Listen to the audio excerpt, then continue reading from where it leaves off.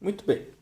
Agora que nós definimos a nossa lei de Coulomb, vamos fazer uma comparação aqui dela com a lei de... Perdão, agora que nós definimos a lei de Gauss, vamos fazer uma comparação dela com a lei de Coulomb, tá? Porque agora qual que é a ideia? A ideia é a gente sair da lei de Coulomb e passar a utilizar a lei de Gauss para resolver os mesmos problemas que a gente estava resolvendo até então, tá? Então, inicialmente, vamos pensar o seguinte, ó. Vamos pensar uma relação não, né? Vamos analisar a lei de Gauss, ok? A lei de Gauss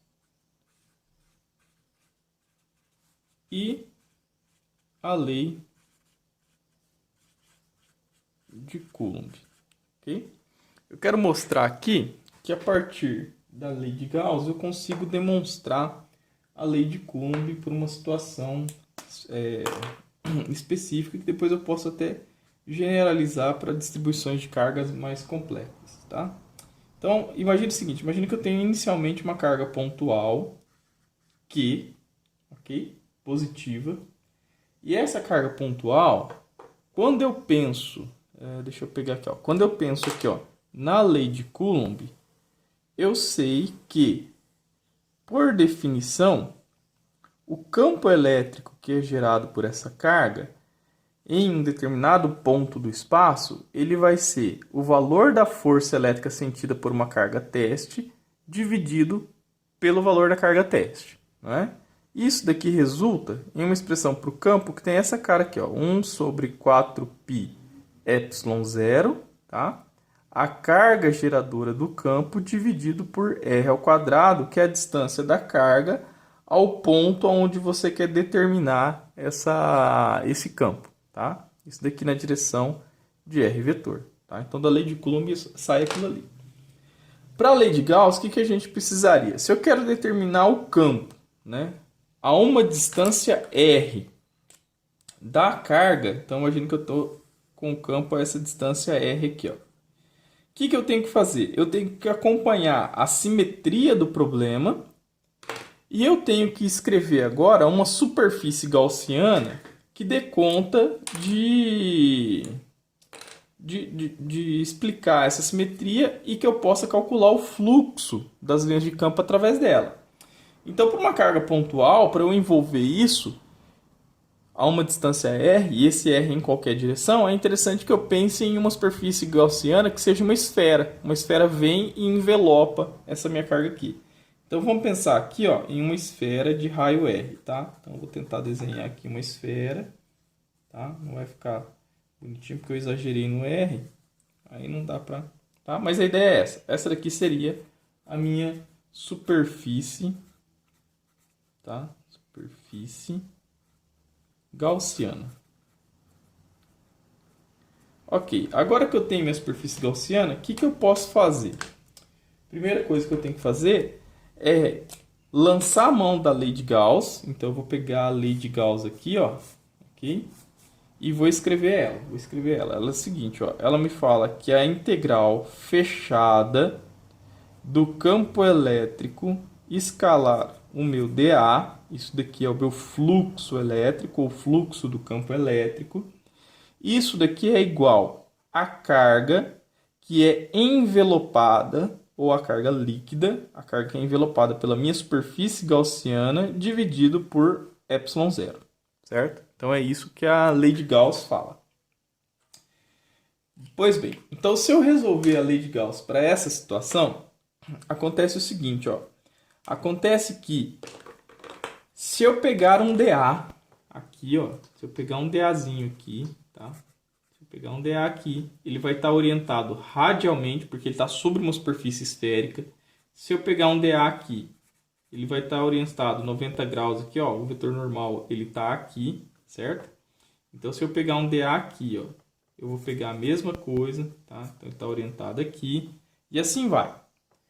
O fato é que para cada dA desse que eu pegar, eu vou ter o meu campo elétrico desta carga aqui, ó, sempre saindo o quê? Radialmente. Ele vai estar sempre aqui, ó. Ele vai sair aqui, esse daqui seria o meu campo elétrico. Ele vai sair aqui, ó, radialmente. Esse daqui seria meu campo elétrico E. Ele sairia aqui.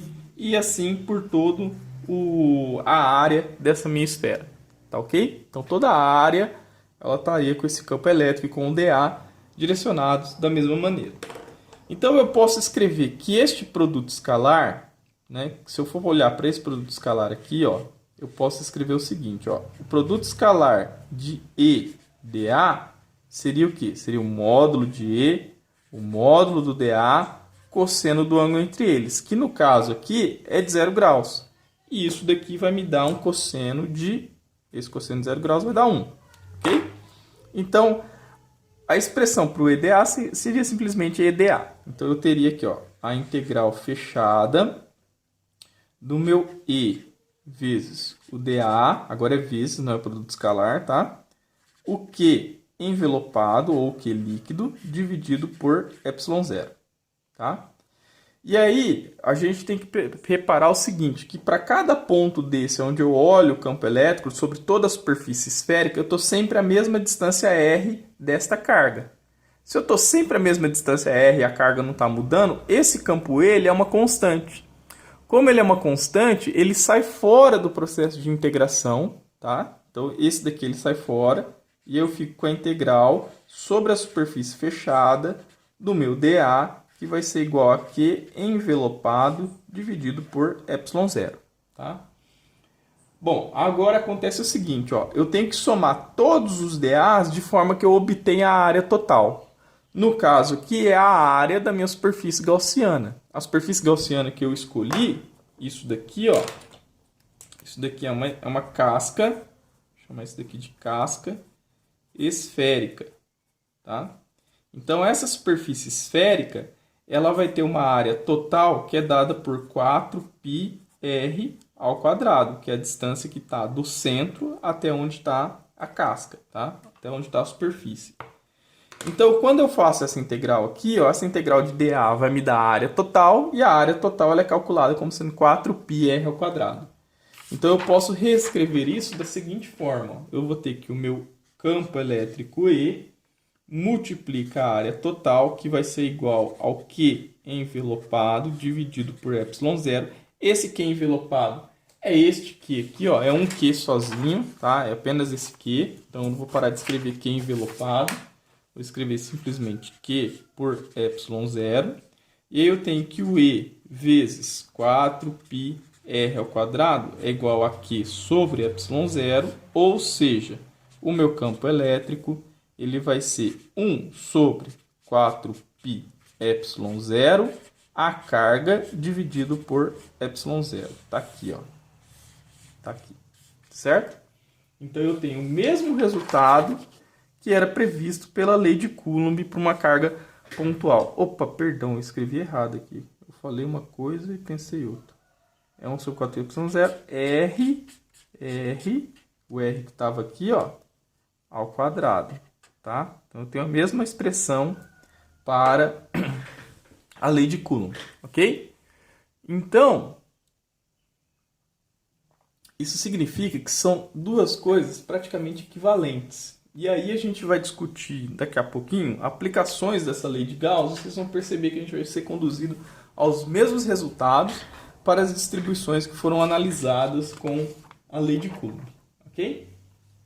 Antes de fazer isso, eu quero fazer um comentário que é o seguinte, que é olhar o que a lei de Gauss ela fala no caso de um condutor carregado.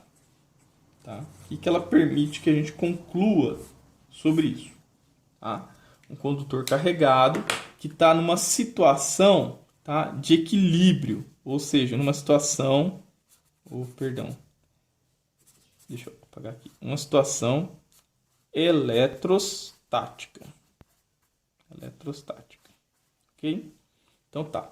Então eu estou trabalhando com esse condutor que está numa situação eletrostática. Bom, então imagine que o meu condutor ele seja isso daqui, ó. Tá? Ele seja um objeto que tem um formato qualquer. Ok? É um sólido. Tá? É um sólido volumétrico que tem um formato qualquer. Beleza. Então, a lei de Gauss, basicamente, ela vai me dar uma indicação bastante interessante com relação ao comportamento das cargas quando esse objeto aqui é carregado. Tá? Então imagine que eu vou colocar cargas em excesso nesse condutor. Tá? Eu vou eletrizar ele, eu vou carregar ele. Tá? Como que ficaria a distribuição de cargas? Bom, a distribuição de cargas ela tem que obedecer à lei de Gauss. Tá? E aí vai acontecer o seguinte, ó. Eu vou pegar e vou fazer uma superfície gaussiana que está muito próximo da superfície desse nosso condutor. Tá? Tá bem próximo aqui, ó. Então ela está passando aqui, ó. Ok? Tá passando aqui, tá contornando a superfície do nosso condutor. Então essa daqui é a minha superfície gaussiana. Ok? Então tá bom. Então vamos olhar para a lei de Gauss. O que a lei de Gauss fala? A lei de Gauss fala que a integral fechada do meu E escalar o meu dA, ele é igual ao Q, que é envelopado, dividido por ε0. Ok? Então tá. Então veja, eu eletrizei esse objeto. Tá? Eu eletrizei ele, eu coloquei cargas adicionais aqui. Ele não é mais um objeto neutro, ele tem cargas, tá? Ele tem uma determinada carga aqui. Então, beleza. Então, vamos olhar para a lei de Gauss. Então, eu estou dizendo que ele tem uma carga aqui. Mas será que essa carga aqui ela é envelopada pela minha superfície gaussiana? Eu estou passando a superfície gaussiana bem na borda, bem na fronteira, tá? No limite desse objeto. O que tem que acontecer aqui? Se esse material é um condutor e ele está carregado em uma situação eletrostática, se eu disser que existem cargas resultantes ou cargas envelopadas aqui dentro, eu estou criando um problema. Pelo seguinte, significaria que ter carga envelopada dentro dessa minha superfície gaussiana indica que existe um campo elétrico aqui dentro. Tá? E a gente já discutiu o que acontece com uma carga quando ela está submetida a um campo elétrico. Tá? Então, deixa eu fazer uma...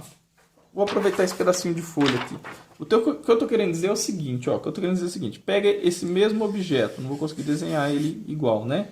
Mas a ideia é o seguinte. Se aqui está a minha superfície gaussiana, ok? E eu estou dizendo que existe uma carga envelopada aqui dentro. Vamos supor que é uma carga positiva. Essa carga, ela está gerando um campo elétrico, tá? Por todo o condutor, tá? Então, imagine que existe outra carga elétrica aqui dentro.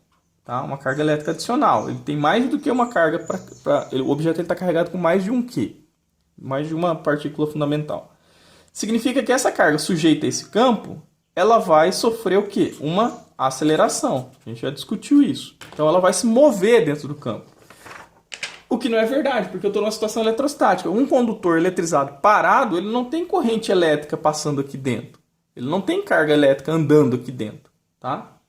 Então, é necessário que o campo elétrico aqui dentro desse condutor, o campo elétrico interno, seja necessariamente igual a zero, a nulo, tá? Justamente para evitar que essas cargas elas fiquem se movimentando dentro do condutor, que não faz o menor sentido, que é o que não ocorre, tá?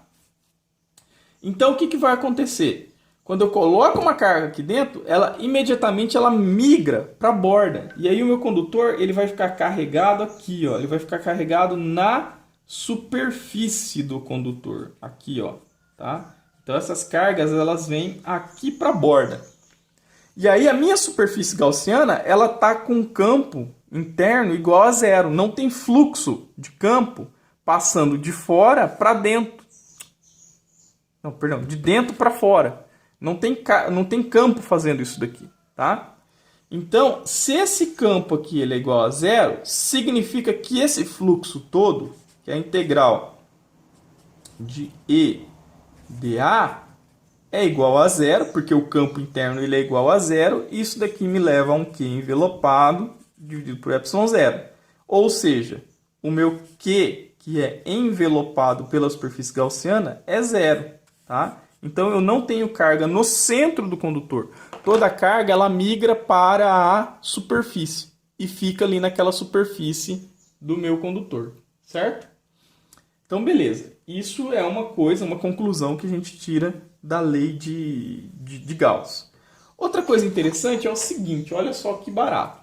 Eu pego esse mesmo condutor meu, tá?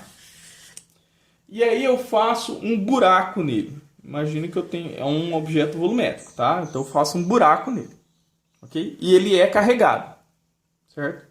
Então vamos pensar aqui, ó. Esse cara aqui, ó, isso daqui é sólido, tá? Ele está preenchido. E isso daqui é um buraco. E aí eu pego a minha superfície gaussiana e coloco ele nessa borda interna aqui, ó, tá? Eu coloquei ela na borda externa. Agora eu vou colocar na borda, coloquei na borda externa, agora eu vou colocar na borda interna para ver se vem carga para essa borda aqui também, tá? Bom, então tá bom. A gente tem que continuar obedecendo a situação que é o seguinte: o E interno aqui, ó, ele tem que ser nulo, ok? Não pode ter carga andando aqui, ok? Certo? Então, beleza. Agora, para esta minha superfície gaussiana que está aqui, se houvesse cargas distribuídas por esta minha superfície aqui, ó, tá? O que isso significaria? Vamos pensar assim, ó. Se houvesse uma carga aqui no meio, né? Essa carga ela geraria um campo radial e esse campo radial ele ia atravessar a minha superfície gaussiana, certo? E ia gerar nesta região aqui, onde o campo interno tem que ser nulo, um campo resultante. E eu cairia no mesmo problema, tá? Cairia no mesmo problema. Então, não pode ter carga resultante interna dentro dessa minha superfície gaussiana que está aqui, ó, tá? Esse vermelho aqui, ó, lembrando, é a minha superfície gaussiana, tá? Então não pode ter. Então, uma consequência direta do campo interno ser nulo, ser igual a zero, significa que o fluxo através da superfície é nulo, tá? E isso me leva a um Q líquido ou um Q envelopado igual a zero, da mesma forma. Então as cargas, no final das contas, elas acabam ocupando a superfície externa do meu condutor, tá? E se esse condutor tiver um buraco lá no meio, elas não vão ocupar a superfície interna desse buraco aqui, tá? É uma consequência direta da nossa lei de Coulomb, ok? Então, maravilha. Então, vamos olhar agora, deixa eu pegar aqui algumas coisas. Vamos olhar agora para algumas aplicações da lei de Coulomb. Ok? Então vamos lá. Então vamos pegar aqui e olhar para lei de Gauss, tá? Aplicações da lei de Gauss. Ok? Então vamos lá. Primeira coisa que eu vou fazer, eu vou remeter uma conclusão que a gente discutiu anteriormente para poder demonstrar a lei de Gauss, que era o seguinte. Lembra quando eu discuti o que acontecia com essa S4 aqui, ó? Tá? Quando o fluxo que passa entra numa superfície e sai pelo outro lado, daria um fluxo nulo, igual a zero? Então vamos olhar para isso daí com maior cuidado, tá? Vamos pegar uma situação análoga a essa daqui, só que desenhar uma superfície gaussiana bastante comportada que a gente possa calcular isso daí, tá? Então tá, então vamos pegar o seguinte, ó. Aplicações, né? Vamos pegar aqui o 1, tá? 1. Vamos pegar um campo elétrico que está nessa direção aqui, ó. Ok? E aí vamos desenhar uma superfície gaussiana cilíndrica, tá? Então eu vou pegar um cilindro e vou colocar ele aqui, ó. Tá? É um cilindro, ele está aqui, ó. Okay? Tá? Então isso daqui, ó, vai ser a minha superfície gaussiana. Ok, essa é a minha superfície gaussiana. Este é o meu campo elétrico E, tá? E aí agora eu vou aplicar a lei de Gauss. Então a lei de Gauss ela fala o seguinte, ó.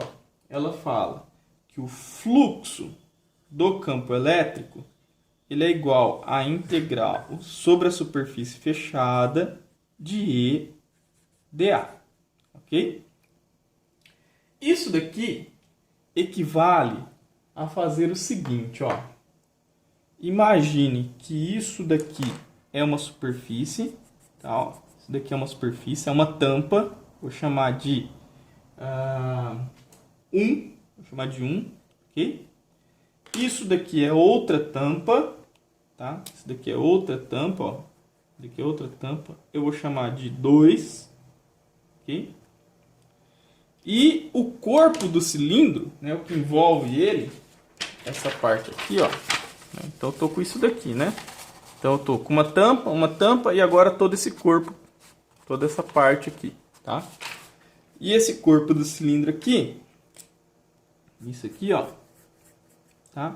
Eu vou chamar de 3. Então calcular o fluxo por toda a área do objeto, por toda a superfície, significa eu calcular em 1 o fluxo que passa, E dA, mais o fluxo que passa em 2, tá? Em 2, mais o fluxo que passa em 3, certo? As áreas, as respectivas áreas aí. Lembrando que 1 é uma tampa, 2 é uma tampa e o 3 é o corpo do nosso cilindro, tá? Para eu calcular esses fluxos, eu preciso necessariamente saber o produto escalar do campo vezes a área, tá? Então veja, o meu campo ele tem uma orientação preferencial, tá? Tá aqui, ó, tá desenhado, tá? Ele é paralelo, são linhas paralelas que passam ao longo do comprimento do cilindro. E aí eu preciso saber quem são os meus DAs. O campo eu já tenho. Ele poderia ser escrito, por exemplo, como sendo um E I, tá? Se aqui fosse o eixo do X, considerado. Agora, quem que vai ser os DAs? O DAs é o seguinte, ó. O DA ele é sempre perpendicular à área. Deixa eu pegar aqui uma caneta vermelha aqui. Então, aqui eu teria, ó. Aqui eu teria um DA, tá? Perpendicular aqui, ó. Paralelo e na mesma direção do campo. Eu teria um DA aqui, ó. Perpendicular à área, né? Paralelo e no sentido oposto ao campo, tá? E eu teria um DA no corpo do cilindro, que ele faria isso aqui, ó. Pensa num cilindro aqui, né? Meu braço é um cilindro, ele faria isso aqui, ó. Tá? Ele estaria sempre apontando assim, ó. Tá? Eu tenho um DA aqui, que ele é perpendicular, olha só. Ele é perpendicular à linha do campo, tá? Então eu tenho aqui um DA que é devido à superfície 3, eu tenho um DA aqui que é devido à superfície 1, um DA aqui que é devido à superfície 2, tá? Então, vamos pensar inicialmente no seguinte. Vamos pensar inicialmente... Deixa eu pegar uma outra caneta aqui, peraí.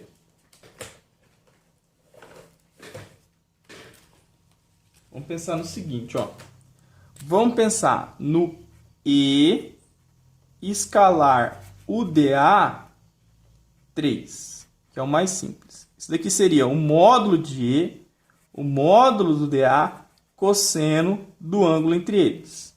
No caso aqui, ó, eu tenho o DA para cá e tenho o campo elétrico para cá, certo? Então o DA ele vai dar a volta no cilindro e vai fazer isso aqui, ó, ele vai estar sempre 90 graus com o campo, tá? Então isso daqui seria 90 graus. E aí, esse cosseno de 90 graus aqui, ó, ele é igual a 0, certo? Então, o EDA3, que é isso daqui, ó, daria um produto escalar igual a 0. Então, esse valor aqui, ó, ele é nulo, ele é igual a 0, certo? Beleza. Então, vamos olhar agora para esse EDA do 1 e do 2, tá? Então, assim, ó, o EDA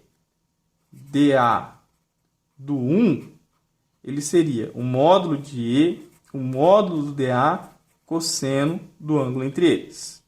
O EDA do 2 seria o módulo do E, o módulo do DA, cosseno do ângulo entre eles. Ok? Então tá, vamos olhar para o DA1. dA1, campo. Cosseno entre eles, 0. Então, aqui eu tenho dA2 naquela direção, cosseno nessa direção aqui, ó, oposta, tá? Então, o ângulo entre eles, 180, tá? Então, teria aqui, ó, 180 graus. Então, isso me daria, isso daqui daria 1, então isso daqui me daria E vezes o dA, ok? E isso daqui me daria menos 1, tá? Então, ficaria menos o EDA, ok? Então, beleza. Então, quando eu volto para cá, eu vou ter o seguinte, ó. Esse cara aqui vai ser positivo e esse cara aqui vai ser negativo, tá? Então, eu vou ter a seguinte situação, ó. Vou ter que o fluxo do campo elétrico, ele será igual EDA1, tá? A integral em 1, que vai dar o próprio EDA, menos a integral do 2, porque esse produto escalar deu negativo, de EDA, certo?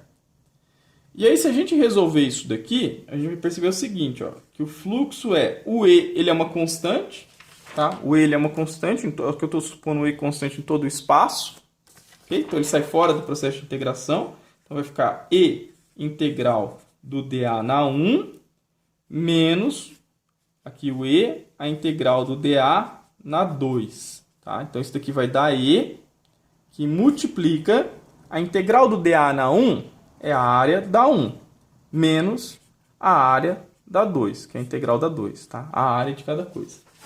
Como elas são as tampas, né, do meu cilindro, elas têm áreas iguais, tá? Como elas têm áreas iguais, isso tudo aqui vai dar 0. Tá? Então, isso significa, vai ficar E vezes 0, que o fluxo total, tá? O fluxo total daquela superfície ali é nulo, ele é 0. Tá? Então, CQD, como queria demonstrar. Então, eu demonstrei aquilo que eu havia afirmado anteriormente por uma situação desse tipo. Quando a superfície gaussiana está imersa em um campo e não está envelopando carga nenhuma. Então, ela precisa envelopar uma carga para poder ter um fluxo diferente de nulo. Tá? Se o campo simplesmente entra pela superfície e sai da própria superfície, quando você calcula o fluxo total, isso vai dar 0. Tá? Aqui eu fiz por um cilindro. Eu poderia, porque facilita, pela simetria da distribuição das linhas de campo, facilita eu fazer o cálculo da lei de Gauss. Mas eu poderia fazer de qualquer outra maneira, ok? Qualquer outra superfície. Só ficaria um pouco mais complicado o cálculo matemático. Beleza, então eu demonstrei aí o primeiro caso, né, a nossa primeira aplicação da lei de Gauss. Aí eu volto daqui a pouco com mais aplicações, beleza? Deixa eu ir para outro vídeo.